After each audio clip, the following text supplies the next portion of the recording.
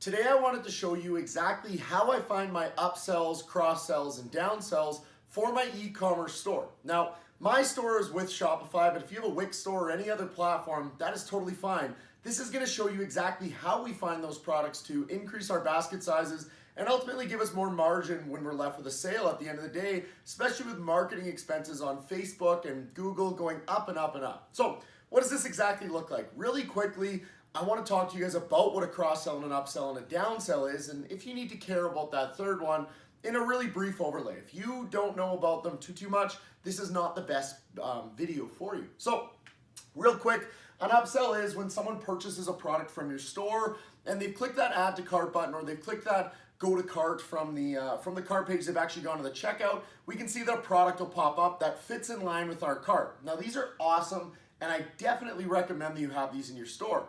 What they do is a customer is already going to purchase. It allows them to have the option to become a bigger basket size carrier. Now that's awesome because we're not going to lose conversions from this. Remember that. People aren't going to click the no thanks and not purchase because they're going to be annoyed. That's really never going to happen. Now, what is a cross-sell? A cross-sell really quickly is when we've lost the consumer's attention with the customer that we're trying to, or with the product that we're trying to sell them, at the very bottom of the page, this will give us a way of getting them to stay on our website and maybe purchase something else. So a cross-sell in essence is like a lost leader. We didn't get the sale we initially planned on, so we're trying to sell them something else. Whereas an upsell is we're acquiring that sale, but we want to make more money on that sale. That's kind of the difference between the two.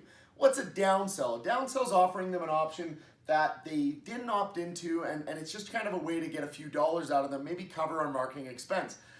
I don't really recommend these. They look sloppy. Unless you have a funnel-based site, then don't worry about them. But regardless, we find all three of these products the same way. This is what I wanted to chat with you guys about today.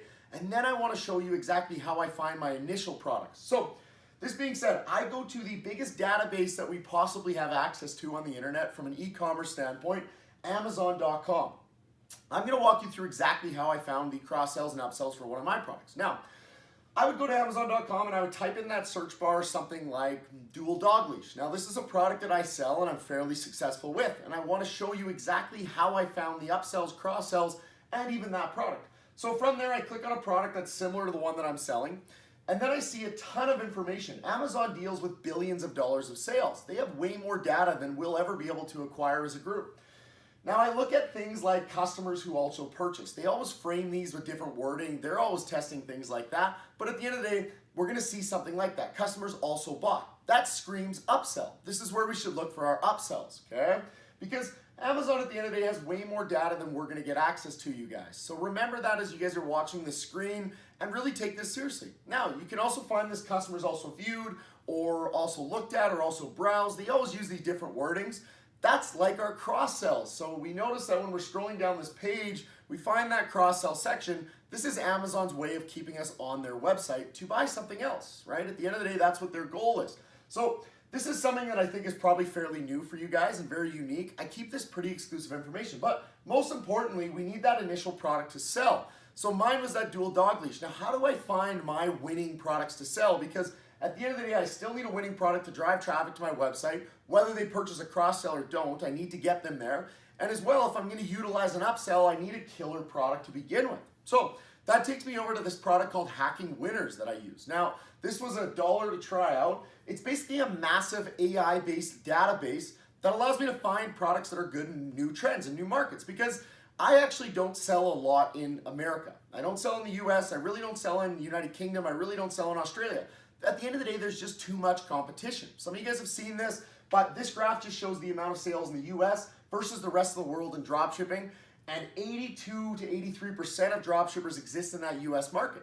So my margin's just not worth it for me. Instead, I compete in like places like Spain, Portugal, Russia is actually a huge market for me, Germany. There's lots of cool overseas markets. So Hacking Winners specializes on that. All that I do is I log in, and on the top left, I click presets. From presets, I can click things like top emerging countries. Okay, there's tons of options in there you guys can play around with. That will actually bring up automatic filters for me that will show me all of the products on AliExpress that are relevant. This AI system looks for things like predictive trends. Is this product going to sell big in the future based off of the last 5 years of data? So it can do something that we simply aren't able to as humans, right? It analyzes millions and billions of data points instantly. So that gives me a huge variety of products that I have access to sell. Now, if I click into one of these, for example, you guys will see that on the bottom left, there's that little circle. That little pie shows me where this product is currently selling. So boom, if I'm going into my Facebook ad agency or ad targeting, or my Google Ads, that's the countries that I'm going to target for this product. Now, this is a great way at finding relevant products that actually sell today. Not necessarily a product you have to build or a high ticket item like that. But if we actually go back to those presets, there are options for that. If you're looking for high ticket items or high basket size items, we can find those. So this is how I find my initial product. And then I head over to Amazon and I find all the cross sells and upsells to go with this product.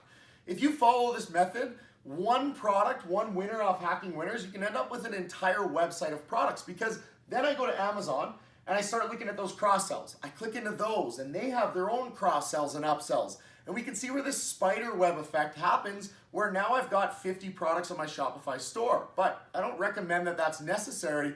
I have a lot of single SKU stores. I have stores that just sell one product and maybe an upsell to go with them, not even a cross sell. It still works. I don't recommend it. The ideal amount of products if you're just beginning is you want about 10 to 20 products. It's manageable. You can make it pretty. You don't have to spend a ton of money getting all these photos edited, things like that. So I hope that makes sense, you guys. That's just a little sneak peek of what you guys can expect from where to find your cross sells and upsells. Don't worry about downsells unless you're a funnel expert.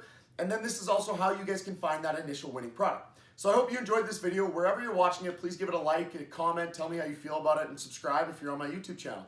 Thank you so much, guys. See you later.